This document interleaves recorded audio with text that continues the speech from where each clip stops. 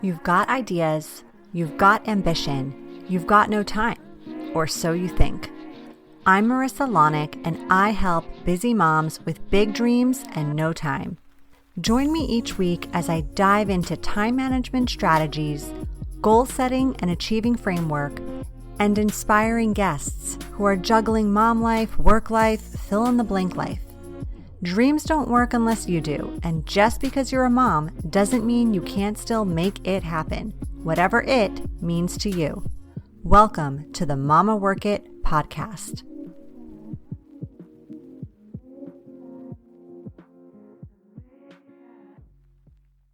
Hello, mama friends.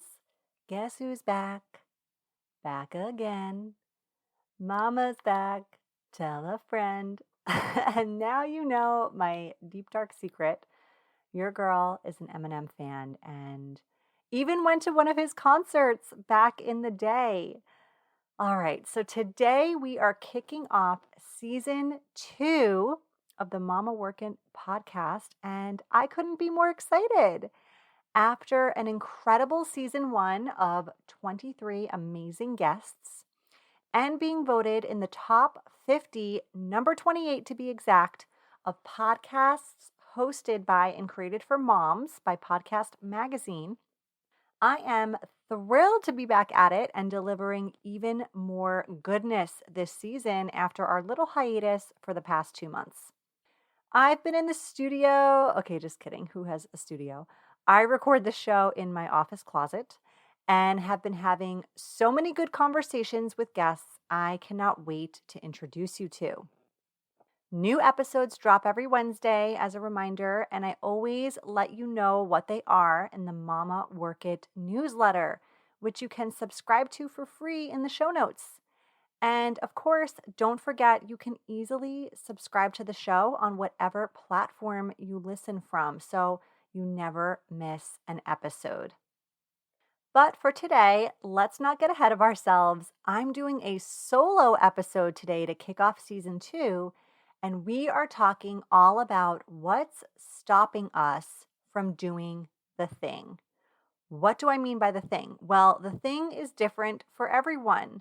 It's what you'd love to be doing if you weren't so damn busy, if you weren't stuck in a dead-end job, if you weren't cooking dinners and packing lunches and getting the teacher appreciation gifts purchased, wrapped, signed by every kid, and at the school by 10 a.m. on Friday.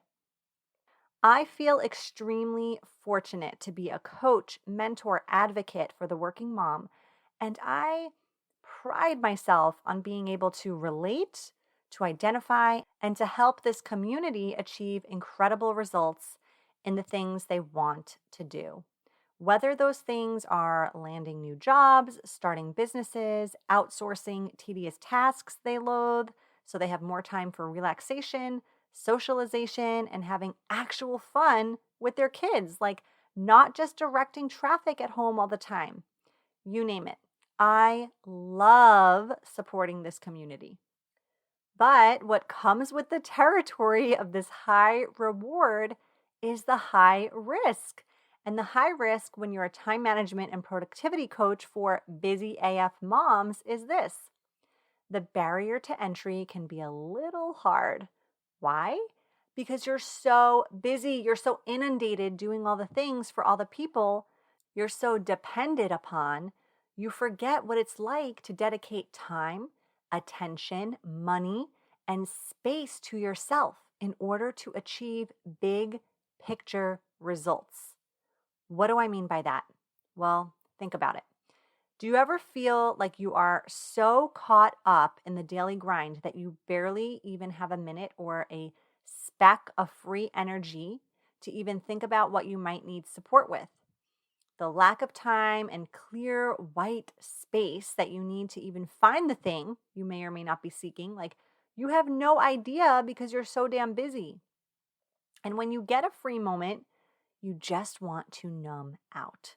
You just want your nails to look pretty, or you just want to let loose with some wine or cocktails because you only have 2.5 hours this weekend to yourself, and that seems to be all you can handle.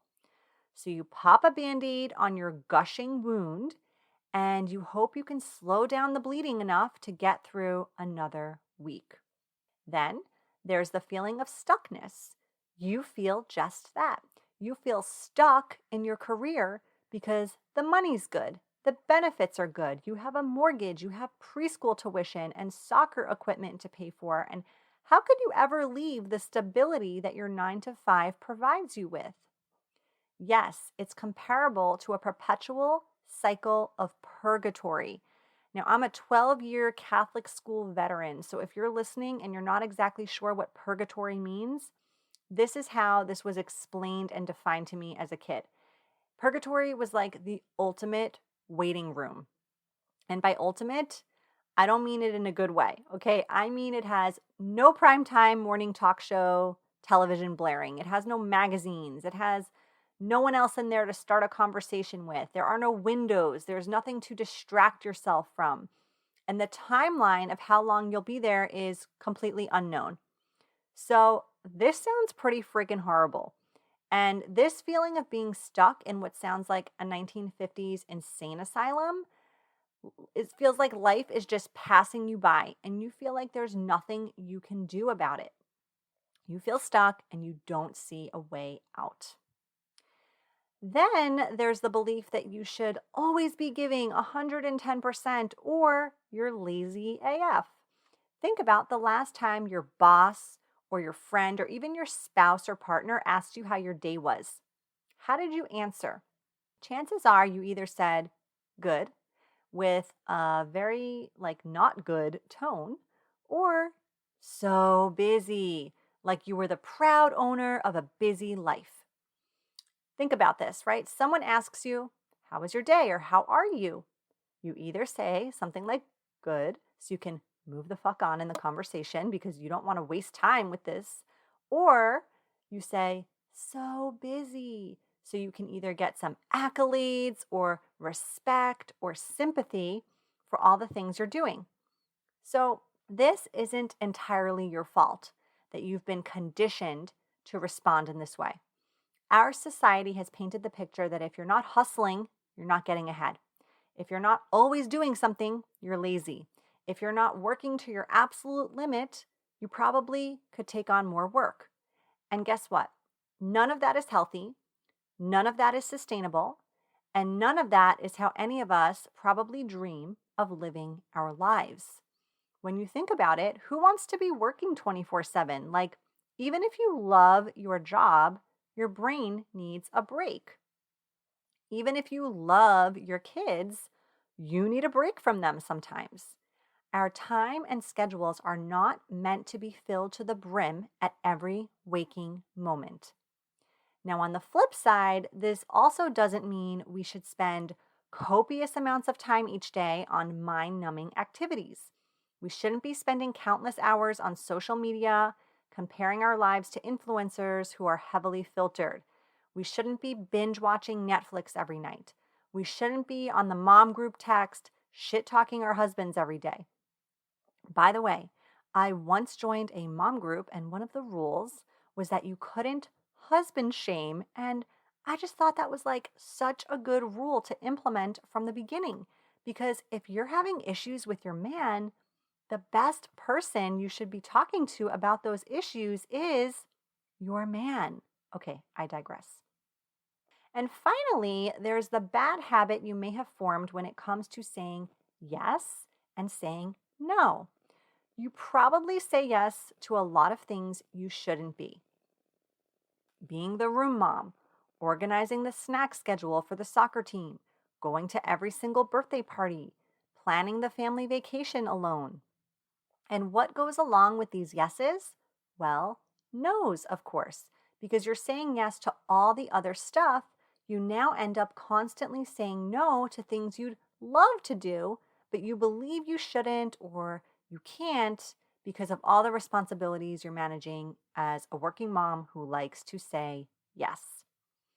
Maybe even right now you're listening to this podcast, you're thinking to yourself, should I be doing something else? Should I respond to that email? Should I look for a new job? Should I find a new hairstylist so my highlights look on point for that new job's interview since my hairstylist is on maternity leave? Whoa there, girlfriend.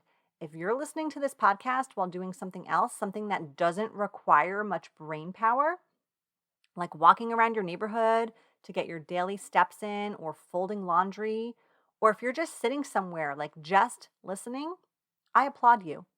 But if you've got 17 tabs open and you are responding to Gary's email, probably with typos, or are trying to find that hairdresser while job hunting, you are essentially saying no to yourself right now.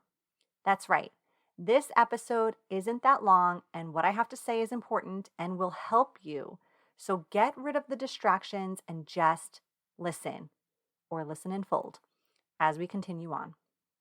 Now, if you're vibing with me until now, I just want to say, hey, I see you, girlfriend. You are not alone. In fact, you are in great company.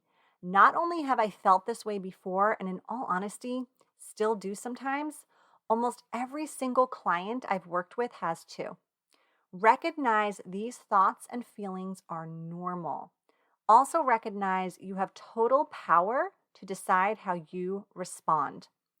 Let me tell you a little story about a big change I made right before my fourth babe was born. Picture this. I was pregnant again and had a big corporate six-figure job. This would be my third maternity leave in 5 years. To say I wasn't yesing all over everything asked of me at work would be a total lie.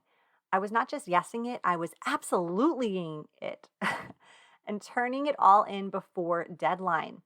I put immense pressure on myself to leave the tasks and coverage plan in an immaculate shape for the colleagues who would be covering me during my absence.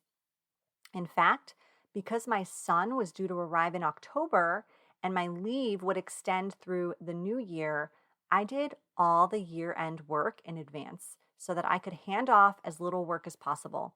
I literally did months of work in advance for nothing. On top of that, I had just released my first book and was finalizing the recording so the audio version could be published before I was a newborn mama again. I said yes to every opportunity to promote the book, pregnant as ever, because I didn't want to turn down any chance to get more exposure and promote sales. I also had 3 other kids, so let's just talk about the mom guilt that was looming there. I was about to rock their world with another tiny human entering our home, and I needed to be spending as much time with them as I could before I became a sleep-deprived, postpartum hot mess. And then on top of all of this, I was dreaming of how I could turn my business into my full-time income and was hopeful to work with a coach during my leave to get there. So I reached out to a former coach I had worked with and asked her if she had availability to work together again. And she did. But it had been a few years and her business had grown, and so had her rates. In fact, when she initially told me how much her services now cost, my jaw hit the floor. My first reaction was, well, I guess I need to find another coach. But deep down, I knew I wanted to work with her. As I contemplated the situation, every reason in me said spending this money was not a good idea. I would be on maternity leave shortly with a lot less money coming in. I wanted to leave my job, so it felt a little irresponsible to spend that much money if that was my intent. And I'd likely have to dip into our savings account to pay for this, which didn't feel right. The savings account was money reserved for family vacations and home repairs and just in case situations. At the time, I was listening to Jen Sincero's You Are a Badass at Making Money book. Jen said something along these lines. When you need something, ask the universe. The universe will deliver. So I did. And lo and behold, I sat down a few days later, put pen to paper, and brainstormed how I would pay for the very expensive coaching program I knew I needed to change my life. And guess what? I didn't need to touch the savings account to do that. I signed up to work with that coach that day, and it was a game changer in the bigger picture of me eventually leaving my role, eventually going full force into my business, and all of the beliefs and inner work and time commitment I needed to be focused on when it came to all of my dreams and aspirations of what I wanted to do, of how I wanted to be spending my time, how I wanted to be living my life. Now, I'm telling you this story on the show today because the excuses are real. The reasons are valid. And there will always be a very compelling temptation to just say no. But we're not talking about drugs here, people, okay? We're talking about making major shifts and living the lives we were meant to live. You could do this alone, but it is a treacherous road. You'll probably get lost more than once. You'll definitely doubt yourself, your mode of transportation, your directions, your destination, all of it. Having someone in the passenger seat with you is a surefire way to get there quicker, with less interruptions, while listening to your favorite jams and eating your favorite snacks. If this episode resonated with you, I want to meet you. I want you to click on the link in the show notes and schedule a breakthrough call with me today. This is totally free.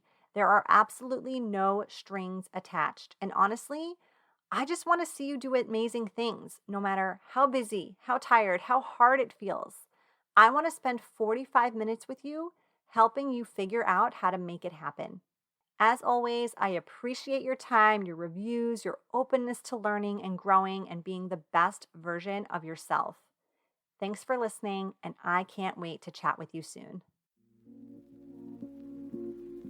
You've been listening to the Mama Work It podcast. I hope you've enjoyed this episode and would love if you could take a quick minute to leave me a review on whichever platform you're listening from, and maybe even send a note to a fellow mama friend recommending it. Reviews and recs help this podcast grow and reach more like-minded, awesome moms. And if you haven't subscribed yet, don't forget to click that button so we can stay in touch, girl. By the way, if you haven't checked out the Mama Work It website, please do. There are lots of free resources and great articles there that can help you with the juggle of work life, mom life, wife life, fill in the blank life. So head on over. Thanks again for being part of the tribe. I'll see you soon, but in the meantime, keep on working it, mama.